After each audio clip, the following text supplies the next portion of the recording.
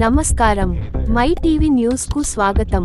తిరుపతి జిల్లా సూళ్లూరుపేట రైల్వే స్టేషన్లో ప్రశాంతంగా రైలు ఎక్కిన ఆ ప్రయాణికురాలు తన ప్రయాణం ఇలా షాకింగ్ గా ముగుస్తుందని ఊహించలేదు.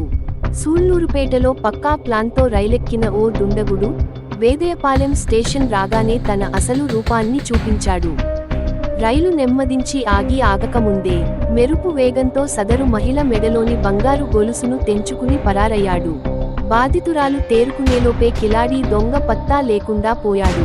అయితే సూళ్లూరుపేట స్టేషన్లో వాడు తిరుగుతున్న దృశ్యాలు అక్కడ ఉన్న సీసీటీవీ కెమెరాల్లో హై క్వాలిటీ రికార్డ్ అయ్యాయని సూళ్లూరుపేట పట్టణ సీఈ మురళీకృష్ణ తెలిపారు.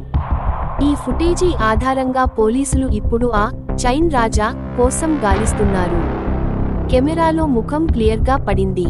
ఇక నీకు పడక తప్పదు జైలు ఊచలు అంటూ పోలీసులు ఈ కేసును సీరియస్గా తీసుకున్నారు. ప్రయాణికులు తస్మాత్ జాగ్రత్త.